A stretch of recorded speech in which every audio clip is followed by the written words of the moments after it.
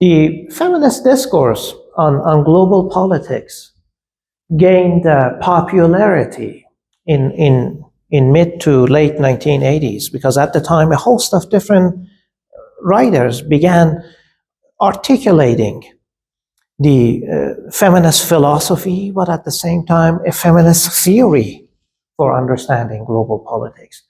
Feminist philosophy in the sense that scholars began to articulate what the nature of knowledge should be. In this case, the nature of knowledge for thinking about categories related to international relations: war, peace, conflict, and security. At the same time, it began to be developed as a theory of world politics. Theory in the sense of a simplifying device that tells us which facts matter and which do not, in this case for understanding world politics. But once you unpack how feminists try to conceive world politics, you also understand that here, for them, the analytical departure point is about the fact that knowledge building is a deeply political enterprise. So all feminists take issue with the binary division that pits objective knowledge, that is to say fact, against subjective knowledge, that is to say opinion.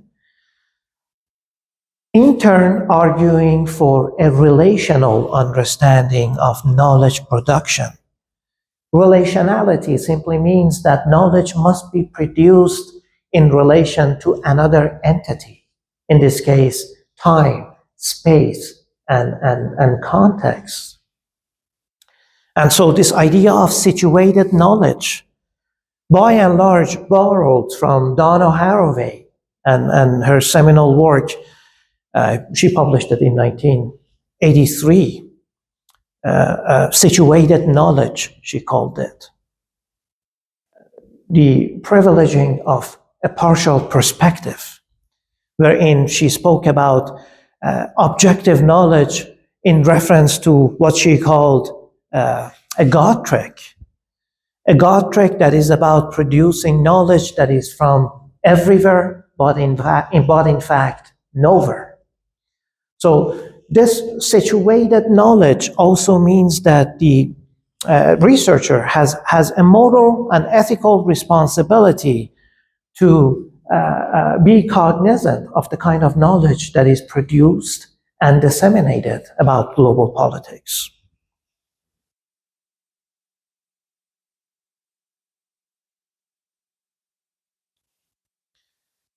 In order to understand feminism, we must also understand two key buzzwords that they take up in their understanding of world politics. The first one is the concept of masculinity. Masculinity has to do with certain characteristics and roles that we associate with manliness. Certain characteristics and roles that we associate with manliness. Chief among them, independence, rationality, physical courage, power itself. For feminists, it is the argument that the masculine understanding of world politics is the one that dominates international system.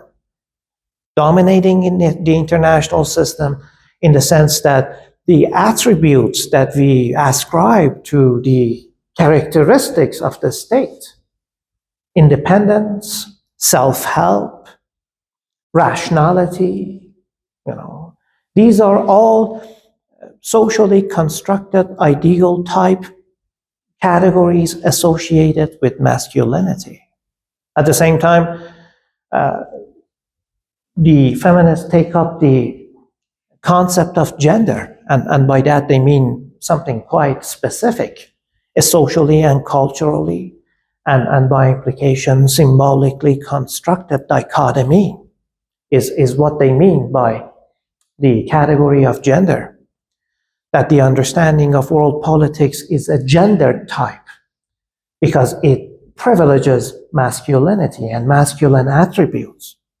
But in the context of socially and culturally, and by implication, symbolically constructed dichotomies, the feminists are referencing those attributes that have traditionally been associated with manliness or masculinity, and how those attributes take up a higher value in relation to those characteristics that are associated with feminine, starting with the distinction between man and woman, public and private, rational and irrational, rational and unstable, rational and emotional. The argument for the feminists is that the category that is associated with masculinity, for example, rational, always overpowers masculine, in this case by marginalizing and subordinating the feminine, which is now conceived as irrational or emotional or unstable. And it is always the case that in trying to deconstruct this dichotomy, they make the point that the category that is associated with masculine always takes up a higher value, in this case to the detriment of the feminine.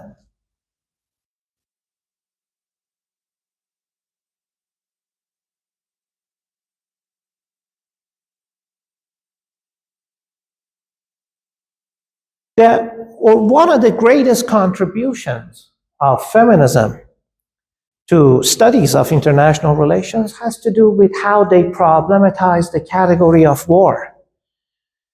The mainstream theoretical approaches to international politics, for example, realism or liberalism, for them, the focus is by and large on explaining why wars happen. Feminists have instead focused on questions having to do with what happens during wars and their aftermath. So the question of how wars happen become quite prevalent for them. By focusing on the category of why or how wars happen, they have been able to contemplate a host of different knowledge possibilities.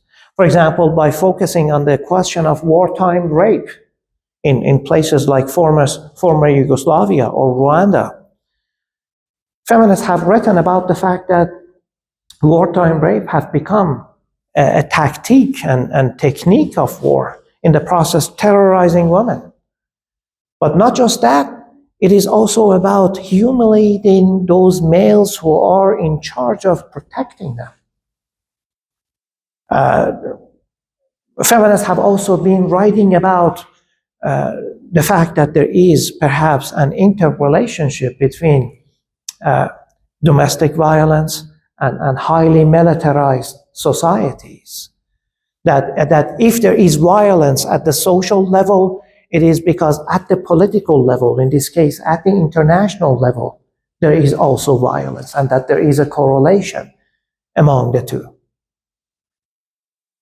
They have also brought into the four categories that we have not traditionally looked upon when we contemplate the question of war. Prostitution is being one of them. For example, Catherine Moon have dedicated time and energy writing about prostitution in the context of the US-South Korea relationship. She shows that prostitution has been banned since 1948 in South Korea. But because of the presence of the US military personnel and the US military installations in South Korea, there has been a demand for prostitution. And so these so-called prostitution cells have been created around the US military installations that provide sexual service to the US military soldiers. But she also talks about the fact, or articulates the fact, that over the years, these South Korean prostitution cells have gone international, in that now the South Korean prostitutes are joined by many from the South Asian countries, for example, the Philippines, Thailand, and Vietnam, in addition to those from the Russia and Ukraine, creating an international cell of prostitutes that really remain invisible because they are trapped within or inside the South Korean state, and their plight goes unnoticed. An international cell of prostitutes that have become even more dependent on the demands of their pimps and their customers. In the process, their human rights and sense of dignity have been dashed. So that kind of an argument. So Moon makes the argument that the personal is international at the same time that the international is personal, in highlighting that it is not just about why wars happen, but we also need to bring into focus what happens in the aftermath of a case of warfare. In this case, the Korea War.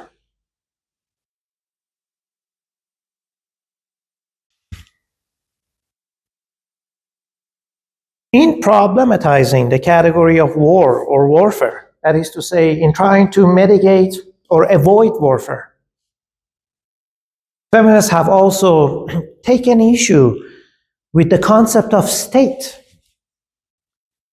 At present, when we contemplate the international system, when we contemplate the global order, when we contemplate international politics, we call the system state-centric, because all international relations are understood vis-a-vis the category of state. So there is a state-centric ontology, which makes international relations, in essence, a state-centric phenomena. And for the feminists, the category of state is deeply gendered. They call it deeply gendered because they reference the historical emergence of the state. And for example, Spike Peterson makes the argument in her seminal work, Gender State. She published it in 1992, that at the time that all these social contract theories were articulating the concept of state, and even at the beginning of capitalism, women were never really involved in the discourse on the creation of the state or on the discourse on citizenship, because their inferior status consigned them to the private sphere of the home, wherein they were there as duty-bound subjects with no legal rights. So they never really contributed to the public debate on politics or the economic sphere of production. Hence why Peterson makes the argument that categories like citizen or citizenship or breadwinner are not neutral category. They are deeply gendered. And J. Ann Tickner also makes the same argument, referencing the fact that war is in and of itself, it's a gendered category. And so the term hegemonic masculinity is taken up in order to reference warfare. Why? Because those who have been at the helm of initiating or instigating warfare have traditionally been men, at least by and large, she makes the argument. But they're also taking an issue with this concept of state or with the institution of state, because the way in which we have understood human beings and its conduct in relation to the Hobbesian notion of state of nature is the way in which we understand the behavior of the state.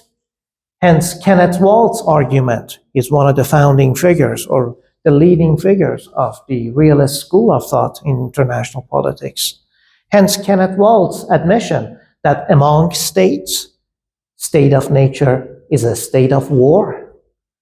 And right here, feminists also take issue with that conception of human nature.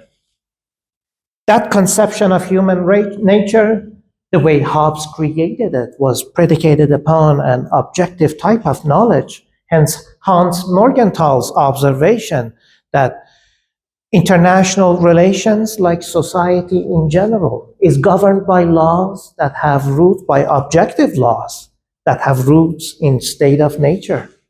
Again, here, Tickner takes issue with that masculine conception of human nature. Asking rhetorically, where were women when Hobbes was articulating his concept of state of nature in Leviathan's ordered formulation? And she answers it. They must have been involved in reproduction or child rearing at the time. And then she goes on to make the claim that human nature is both masculine and feminine, making the argument that scholars such as Hans Morgenthau, again, another leading figure of the realist school, are trying to promote a war-prone understanding of world politics, wherein human nature is conceived, or human beings are conceived, as some unemotional beasts. And so what the feminists are trying to do instead is to make way for what Jean Elstein calls a feminist transformation of the state. A feminist transformation of the state. And the spirit in which they coin, or at least Elstein coins this concept, a feminist transformation of the state, is not just for mitigating or stopping war. It is also for the express project of bringing about a lasting global peace. And the arguments are of twofold. One is that the characteristics or traits that women are endowed should be applied to the state in order to make that transition or reconfiguration possible. And by those traits, Elstein means cooperation, care, compassion, soft power, moral courage. These are the attributes that need to be taken up and normalized in order to bring about a more peaceful relations among states, and by implication, creating a peaceful international order.